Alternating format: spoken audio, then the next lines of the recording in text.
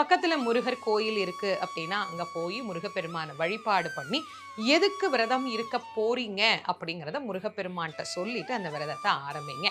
பதிகம் என்ன படிக்கலாம்?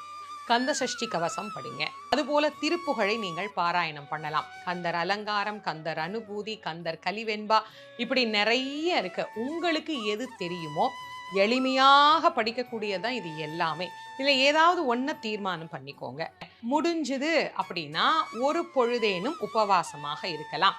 48 நாளும் தொடர்ந்து உபவாசமாக இருக்க நம்மளால முடியாது.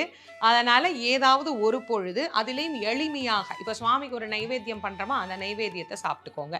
பாலோ பழமோ அல்லது ஒரு ஜூஸோ அந்த மாதிரி ஏதாவது ஒன்று குடிச்சிக்கலாம். இது உடம்பு ஆரோக்கியமா இருக்கிறவங்களுக்கு.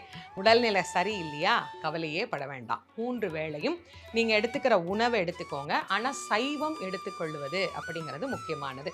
வழக்கமா நம்ம எப்படி நம்முடைய இயல்பான வேலைகளை செய்வோமோ அதை செய்வோம்.